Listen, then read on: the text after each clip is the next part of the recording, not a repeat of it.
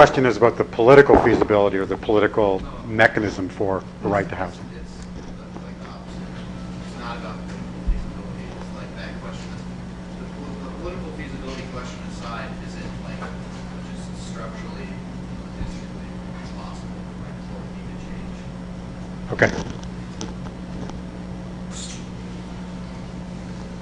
Well, we provide,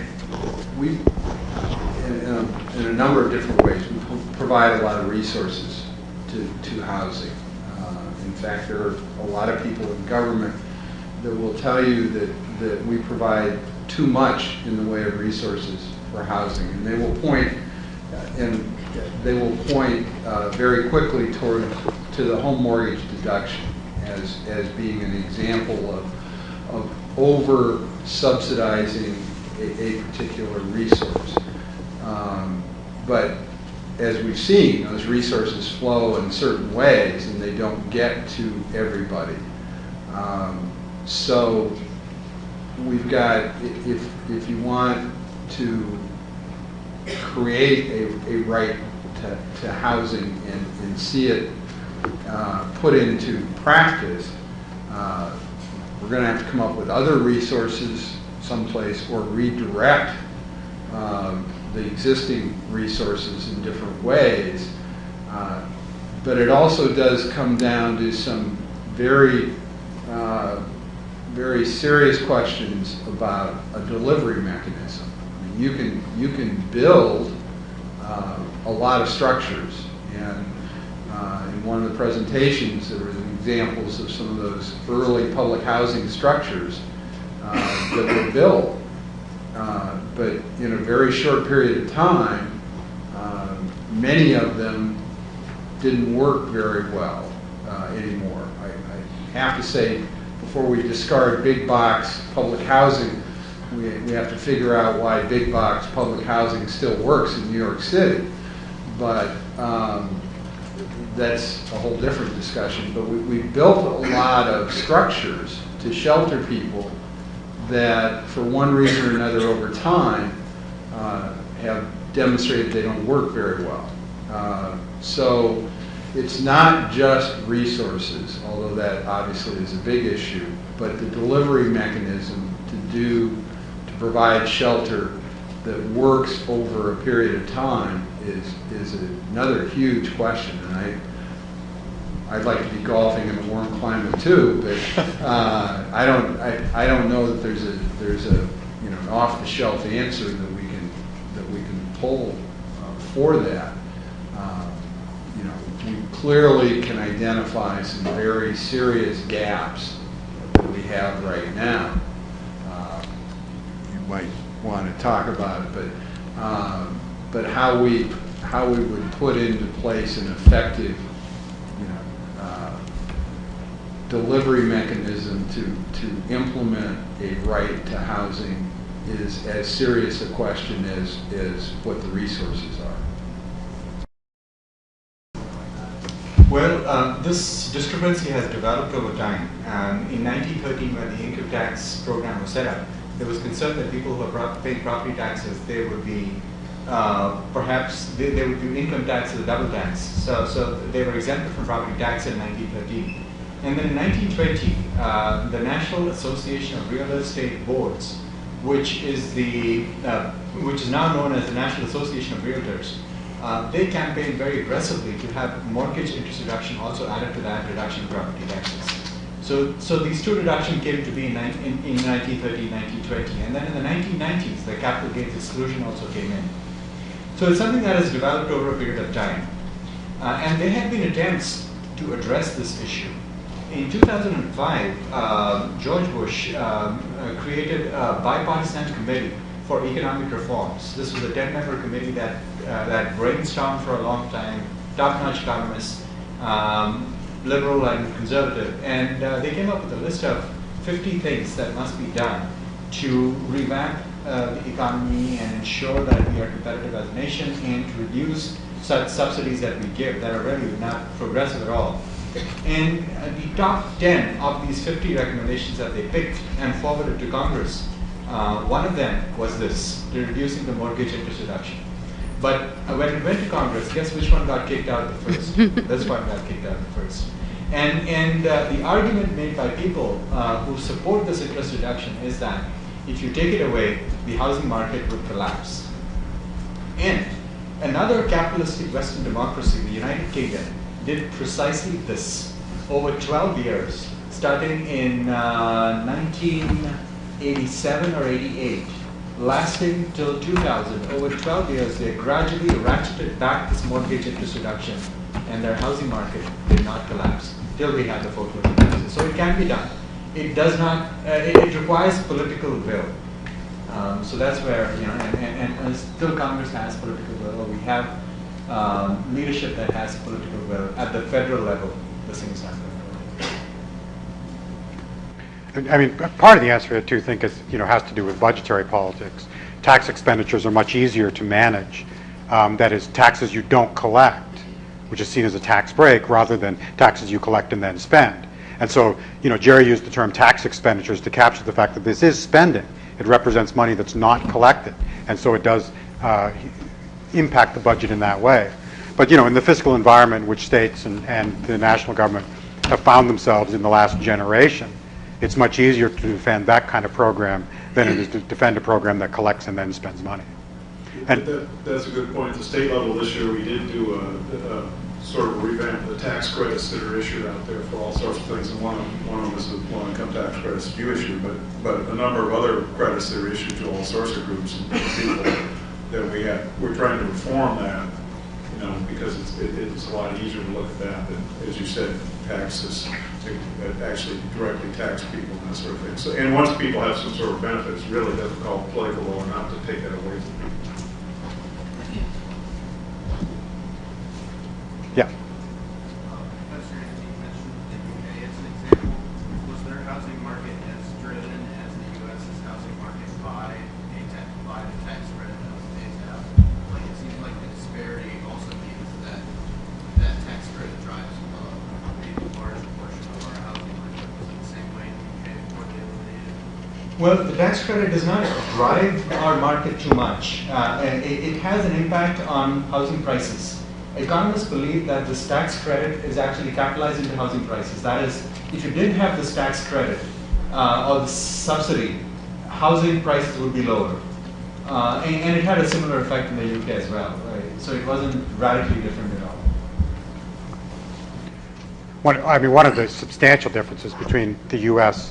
and, you know, other Western European, Canadian cases is that the financial system is so completely unregulated that you have a completely different system of financing mortgages, and so the incentives work in very different ways. And so when, you know, the Western European and the Canadian economy collapsed in much the same way that the American economy collapsed, there was not a similar fallout in housing because housing is financed and banks are regulated in much different ways.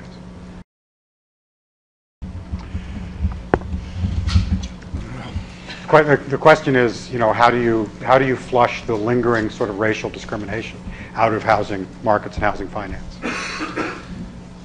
Well, I think it'll probably get flushed out when racial discrimination is flushed out generally, because in finance it is, you know, it is a reflection of society. But we've gone through several iterations of this. You saw on the slide about St. Louis, FHA lending very early on, overtly. One of the criteria was percentage of minorities that made a neighborhood less attractive for FHA insurance. We've sort of taken elements of discrimination out of housing finance the same way we've taken it out of other areas of society, and it's piece by piece and painfully slowly.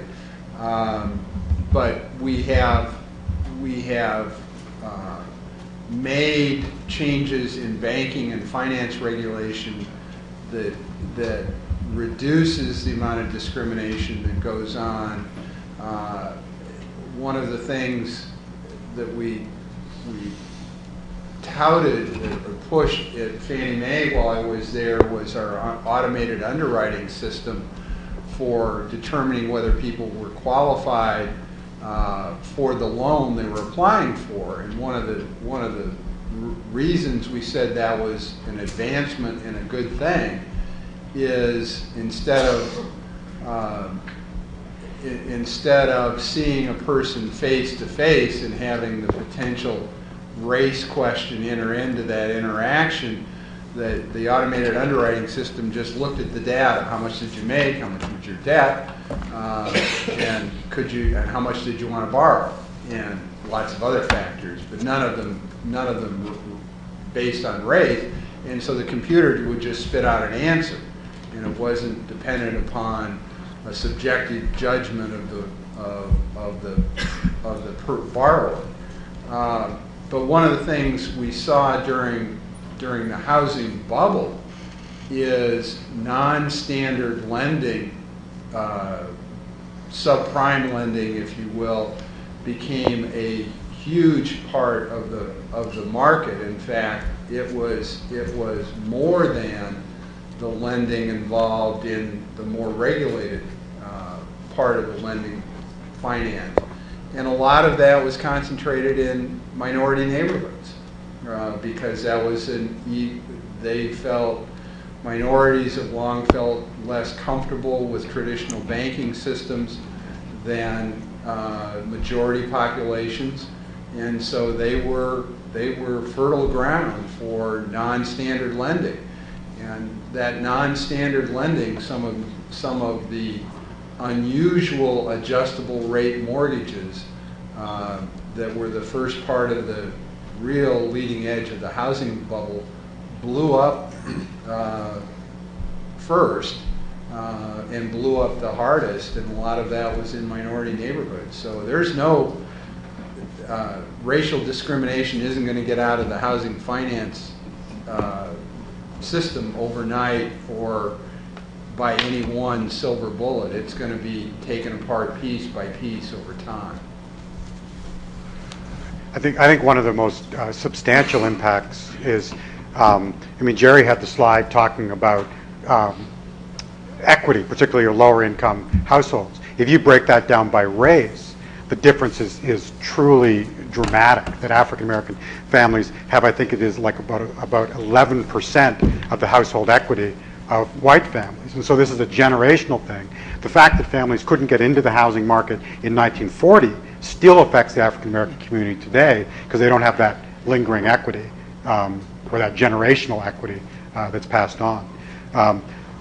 One of Jerry's colleagues, or former colleagues, Heather McDonald, did some interesting work on St. Louis where she looked at patterns of lending in African American neighborhoods, and given the unregulated system of mortgage finance, when you looked very carefully at the lending, and the federal instruments now allow you to do this, you couldn't really tell if a lender was going in and making loans where others wouldn't before. That is, they were really trying to open up the market, or if they were engaged in predatory lending, just interested in flipping properties and making money at both ends. Can I just add? Yeah. Just to add to those comments by Joe and Colin, really, as Joe said, that gap, that racial gap will go away when racial discrimination society goes away. Now, when banks engage in racially discriminatory practices, and you go and tell these banks, why do you do so? You show them data, and that you have charged an African American person 9%, you're giving him a 9% interest loan, and another non-white person, Caucasian person, you're giving him or her a 6% interest loan. Why are you doing that? And banks will always raise this concept of risk. And you go to them with race, and they will tell you that it's actually because of risk, because of lots of issues related to the finances and credit history of that African American person. So that debate, risk versus race, has gone on for some time. And in 1919, the Federal Reserve Bank of Boston wanted to address that issue. So it conducted a study which is now called the Boston Fed Study. In the Boston Fed Study, they recruited individuals, a Caucasian and a non-Caucasian, matched in everything else: age, education qualifications, income. And the only difference was race, or skin color. And these guys were then sent to different cities in a very controlled experiment, looking for housing. And then their different experiences were tabulated and analyzed. And they found that there was a race premium at the pre-application phase, there was a race premium at the application phase for a loan, for a mortgage, and there was a race premium at the search for a house phase, at the actual search process when you look for a house. So if you were African American or non-Caucasian, at the pre-application phase, you were not offered information about the range of mortgage instruments that were available or the range of programs that were available than if you were a Caucasian. And then at the application phase, whereas a Caucasian would have got probably a 6% loan, a non-Caucasian would have got a loan at about 8 or 9%. And then when the person actually goes out looking for a house, African Americans would be directed to certain locations and away from other locations. So in all of them, there has been, the Boston Fed study found a race premium. In 2002, the Federal Reserve Bank went back, the Federal Reserve Bank of Chicago, I think this went back, and did a very similar study in 5 different cities, repeating the same methodology. And they found that the race premium had dropped in that middle phase, in the application phase. Rejection rates did not seem to have a race premium. But at the pre-application phase and at the search phase, the race premium was still there. Can I add one thing? Not to beat this into the ground, but it is this primary issue of access to home ownership that has it's tremendously descriptive of who is in the shelter today, because as people have had access to that vehicle of wealth creation, that equity in home ownership, they've had the ability to develop other resources. And I'll use my family as an example. My parents were able to own their own home, multiple homes. Their parents before them owned their own homes. So there's been generations of home ownership in my family. And when I went through my divorce, when my brother went through treatment for alcoholism, I have a sister who has a serious mental illness and a brother who served in the war. When these kinds of traumatic life experiences have happened for each of my siblings, including myself, we were all able to go home and be with our family and utilize the resources collectively that our family brought to bear on the different situations that we individually faced. Folks who are coming through the shelter, they do not have that safety net. They have no family home to go back to, or if they do, it's a rental property, and those parents or those siblings do not have the ability to open up their doors to that family, to that individual for extended period of time, so that that individual and family can work through that particular crisis. When they have nowhere else to go, they end up at the shelter. So to me, it is an incredible indictment, and we're all quite complicit in it. Question sort of building on that. I mean, it's pretty obvious on the very low end we've got a huge problem. What about the folks that I call are trying to work for a living, and to be able to afford a home and just even an apartment in Iowa City is extremely difficult. And from the private sector perspective, to build a home, can you build homes in that price range? I'm not sure exactly with, let's say, $120,000 of, you know, the price of a home. Can you build homes in that price range that can sell and you can make a profit on? Or what can you do to actually build entry-level homes the way we used to, which we don't seem to do anymore? $120,000 is pretty low. Right. The average, probably in Iowa City, the average starter price home is around $250,000. Right. Quarter of $1 million. That's a starter home. Right. As I mentioned in my comments, some of that is because of the high lifestyle expectations. I think you could build a home for a lot less money. But tell me what is necessary in a home. For example, years ago there was a builder in Iowa City that did just that, build small homes. They were about 1,000 square feet. They were one-story slabs, no basements. Everybody wants a basement. They had no garages. They had no air conditioning. That wouldn't market today. I mean, I couldn't imagine trying to sell a home without air conditioning. You just couldn't do it. And to take that product and say, here's your affordable home, I'm not sure society's willing to accept that either. And I don't know if you could go down to $120,000 or not, but you could get under $250,000. No. The one problem we have in this area, and I think it's pretty true that runs in any university community, it's much higher lifestyle in a university area. One of our biggest obstacles when we develop a property is raw land values. Farmers selling us right now, an acre of ground probably goes around $35,000 to $40,000 an acre. And that's just a hunk of dirt before you put any infrastructure in it or go through any of your approval processes. And you can reap probably an average in this area of around 3 dwelling units per acre is probably the average.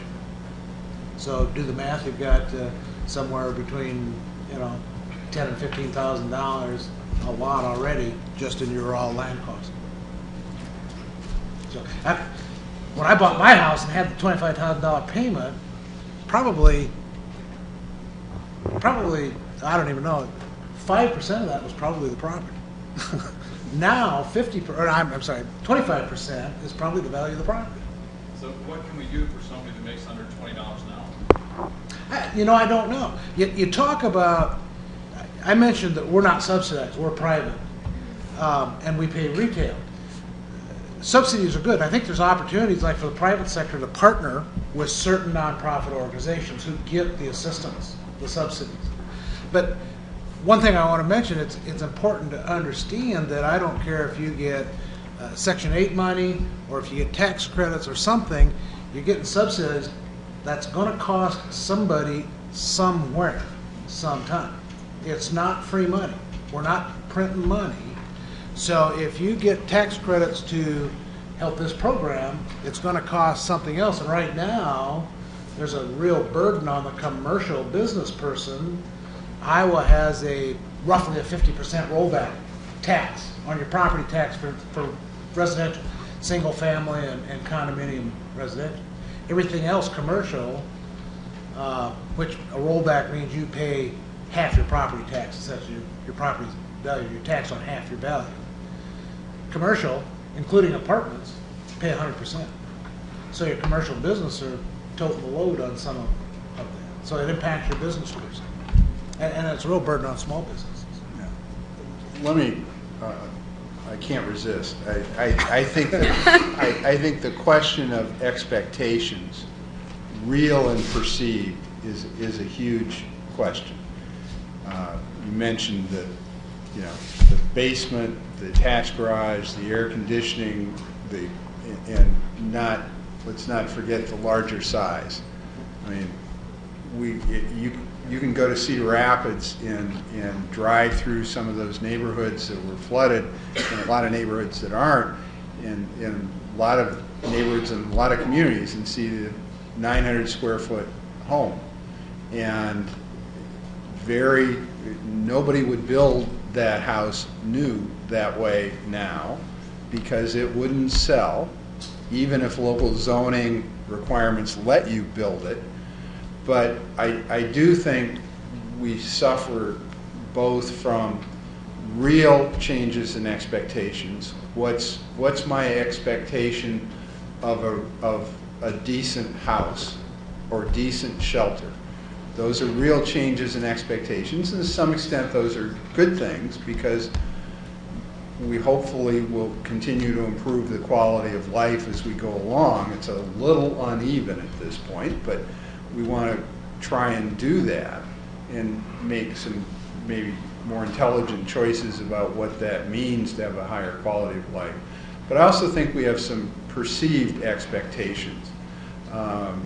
And whether it's reflected in NIMBYism or zoning and the zoning requirements that go along with it, but you can build denser housing. And I think there would be more acceptance of denser housing than we might think, but it's a risk to try and market that the first time and see that that's true. 25 years ago, you wouldn't find any townhome development in the state of Iowa. That was perceived as it won't sell. It sold in other markets and it was brought here. It's a denser form of housing and can be a less expensive form of housing. But you've got to get over those perceptions of expectations and the regulations that go along with it. A lot of communities wouldn't zone and allow that kind of housing. So we have real and perceived expectations that you got to deal with. You know, to the extent we're talking about green and sustainable and those kind of issues that maybe have more traction in a group with the average age that might be reflected here than they might have the average age reflected on the stage. You know, those conclusions might lead to different answers as to what is a better quality of life. And if that leads to we don't need as many 3,600 square foot homes on quarter and half acre lots, and people want to be closer to be able to walk and are willing to accept denser housing opportunities, that could change that cost equation. I want to add one thing.